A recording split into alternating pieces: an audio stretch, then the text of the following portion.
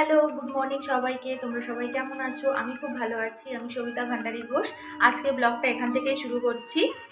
আজকে সকালে গোপালকে আমি মানে খেতে দিয়ে দিয়েছি। অমিত যেহেতু দিয়ে যেতে পারেনি, অনেকটা বেলা হয়ে অনেকটা ভোরবেলা বেরিয়েছিল, তো সেই কারণে তো আমি সকালবেলা উঠে আগে গোপালকে খেতে দিয়েছি, আর তারপরে এখন আমার ছেলেকে খাওয়াবো, বাবুকে খাওয়াবো।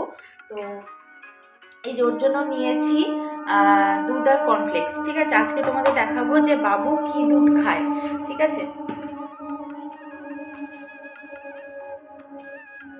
ওকে আমি দিই ডেক্সোল্যাক 4। এটাও ছোট্টবেলা থেকে কিন্তু খেয়ে আসছে। এর আগেও তোমাদের কয়েকটা ভিডিওতে আমি বলেছিলাম। তো তারপরে চলে এসেছিলাম বিছানাটা তুলতে। এখন এত পরিমাণে ঠান্ডা যে কি বলবো। তো সেই কারণে কিন্তু আমি মশারির ওপরে না সমস্ত চাদর দিয়ে পুরো ঘিরে দিই, যাতে বাবুর না ঠান্ডা লাগে। আর আমাদের এই যে পাথরের যে মেঝে, এর জন্য না ঠান্ডাটা আরও প্রচণ্ড পরিমাণে কিন্তু হয়। ভালো করে আজকে মেঝেটা মুছতে হবে, কারণ রাত্রেবেলা অমিত ইঁদুরের ওষুধ দিয়েছিল।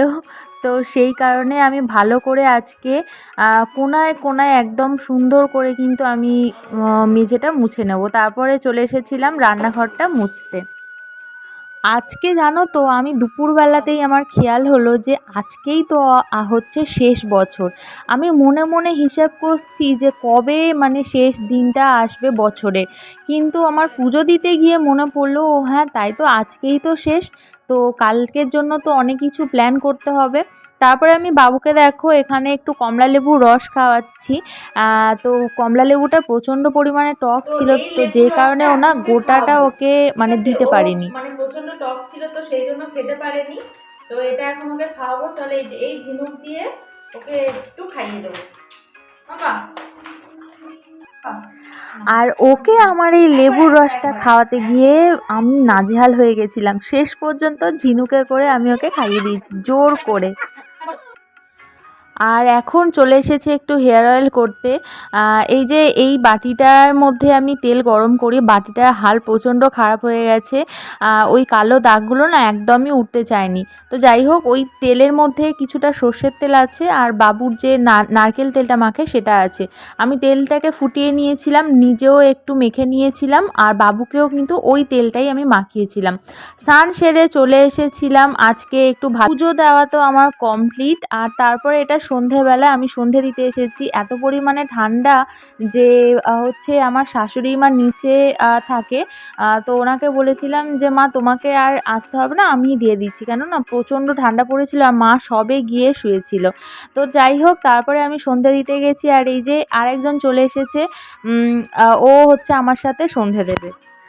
বাবু না যখনই ঘন্টা বাজে, শাঁখ বাজে, ও ছুটতে চলে যায় ঠাকুর ঘরে। ও শাঁখ বাজাবে, ঘন্টা বাজাবে, আর আমি এদিকে শাঁখ বাজাচ্ছিলাম, ও তো তাকিয়েছিল। আর ও মানে ঘন্টা বাজানোর সময় দেখো নাচটা শুধু দেখো। হয়ে গেছে, সন্ধে দিয়েও দিয়েছি। আর সন্ধ্যের আগে না বাবু মানে বমি করে দিয়েছে, জানো তো। মানে ওর অনেকদিন ধরেই পেটটা আমি বুঝতে পারিনি, আজকে সকালেই ডাবের জল খাইয়েছি। ওর কয়েকদিন ধরেই মনে হয় পেটটা একটু গরম ছিল, তো সেই কারণে না ওকে খাওয়াতে গেছিলাম। তো ও না বমি করে দিয়েছে। তো আমি ভেবেছিলাম যে কালকে নতুন বছর পড়ছে, তো অনেক কিছু নতুন মানে কালকের দিনটা একটু ভালোভাবে কাটাবো। তো যাই হোক, বাচ্চাদের তো শরীর খারাপ হবে, তো সেটা নিয়ে আফসোস করে লাভ নেই, নতুন বছর ভালোভাবে কাটাতেই হবে। আর এখন এই যে পাতলা সুজিটা করেছি, এখন ওকে খাওয়াতে যাব। বাবা মার কাছে আছে নিচে। তো চলো এখন একটু খাইয়ে আসি ওকে। এখন 7টা মতো পুরো বেজেই গেছে। ঠিক আছে, এসে আমি আবার বিছানার মানে চাদরটাও চেঞ্জ করব। বেডশিটটা আমি এমনিতেও কালকে চেঞ্জ করতাম, যেহেতু কালকে নতুন বছর। তো যাই হোক, আজকেই চেঞ্জ করে দেবো। তো চলো এটা খাইয়ে আসি, তারপর দেখা হচ্ছে একটু পরে। তো তারপরে চলে এলাম বেডশিটটা চেঞ্জ করতে। আমি এমনিতেও কালকে চেঞ্জ করতাম, যেহেতু কালকে বছরের নতুন দিন মানে এই নতুন বছরে তোমাদের কার কি প্ল্যান আছে? আমার তো সেরকম কোনো প্ল্যান নেই। প্ল্যান বলতে হ্যাঁ প্ল্যান আছে বটে। ঘরেতেই কিভাবে ভালোভাবে সময় কাটানো যায় সেই সব প্ল্যান কিন্তু আমার মাথার মধ্যে ঘুরঘুর করে। কারণ আমি তো বাইরে যেতে পারবো না, এখন এত পরিমাণে ঠান্ডা যে বাইরে যেতে চাইলেও আমি কিন্তু যাব না, শুধু বাবুর জন্য।